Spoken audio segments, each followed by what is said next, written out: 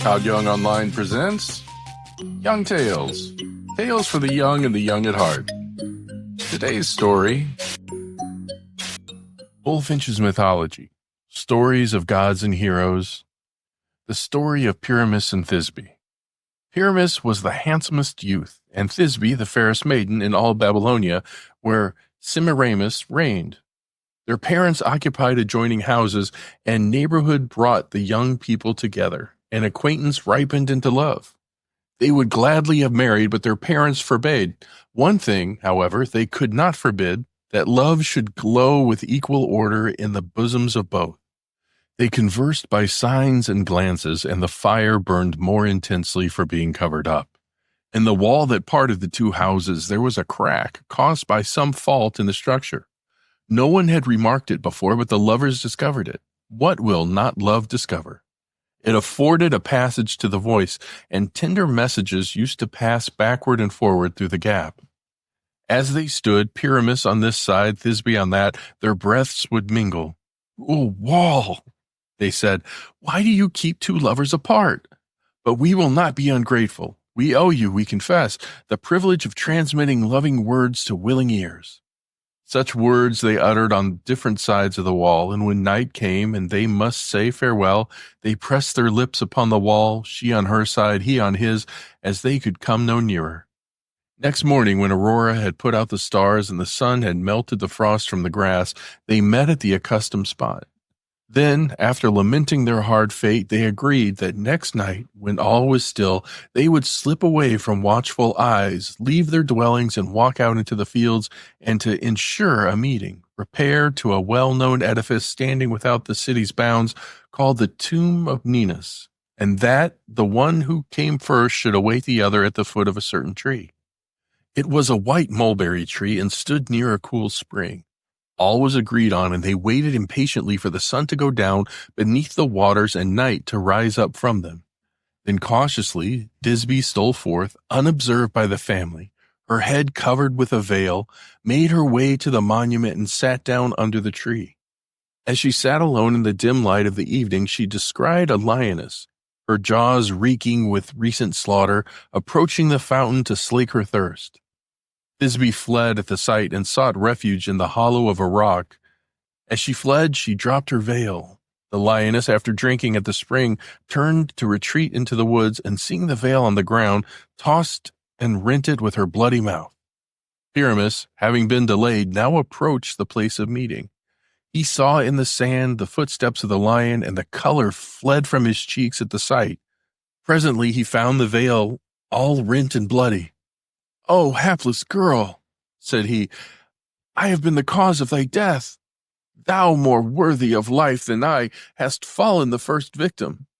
I will follow. I am the guilty cause in tempting thee forth to a place of such peril, and not being myself on the spot to guard thee. Come forth, ye lions, from the rocks, and tear this guilty body with your teeth." He took up the veil, carried it with him to the appointed tree, and covered it with kisses and with tears. "My blood also shall stain your texture," said he, and drawing his sword, plunged it into his heart. The blood spurted from the wound and tinged the white mulberries of the tree all red, and sinking into the earth, reached the root so that the red color mounted through the trunk to the fruit. By this time, Thisbe, still trembling with fear, yet wishing not to disappoint her lover, stepped cautiously forth, looking anxiously for the youth, eager to tell him the danger she had escaped. When she came to the spot and saw the changed color of the mulberries, she doubted whether it was the same place. While she hesitated, she saw the form of one struggling in agonies of death. She started back. A shudder ran through her frame as a ripple on the face of the still water when a sudden breeze sweeps over it. But as soon as she recognized her lover, she screamed and beat her breast, embracing his lifeless body, pouring tears into its wounds, and imprinting kisses on the cold lips. "Oh, Pyramus," she cried, "what has done this? Answer me, Pyramus. It is your own Thisbe that speaks. Hear me, dearest, and lift that drooping head." At the name of Thisbe, Pyramus opened his eyes, then closed them again. She saw her veil stained with blood and the scabbard emptied of its sword. "Thy own hand has slain thee, and for my sake," she said, I too can be brave for once, and my love is as strong as thine. I will follow thee in death, for I have been the cause, and death which alone could part us shall not prevent my joining thee. And ye, unhappy parents of us both, deny us not our united request. As love and death have joined us, let one tomb contain us. And thou, tree, retain the marks of slaughter, let thy berries still serve for memorials of our blood. So saying, she plunged the sword into her breast. Her parents ratified her wish, the gods also ratified it. The two bodies were buried in one sepulchre, and the tree ever after brought forth purple berries as it does to this day. More, in the Sliff's Ball, speaking of Davy's safety lamp, is reminded of the wall that separated Thisbe and her lover. Oh, for that lamp metallic gauze, that curtain of protecting wire, which Davy delicately draws around illicit, dangerous fire. The wall he sets, twixt flame and air, like that which barred young Thisbe's bliss, though whose small holes this dangerous pair may see each other, but not kiss.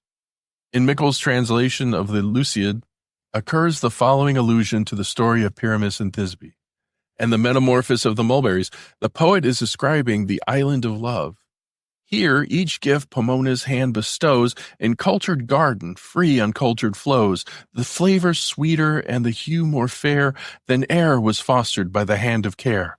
The cherry here in shining crimson glows, and stained with lover's blood in pendant rows, the mulberries o'erload the bending boughs. If any of our young readers can be so hard-hearted as to enjoy a laugh at the expense of poor Pyramus and Thisbe, they may find an opportunity by turning to Shakespeare's play of the Midsummer Night's Dream, where it is most amusingly besquirreled. And here's where we end. Young Tales is produced and narrated by Todd Young from Todd Young Online. If you enjoyed this, please like and subscribe and join us next time for another story. Thank you for your support.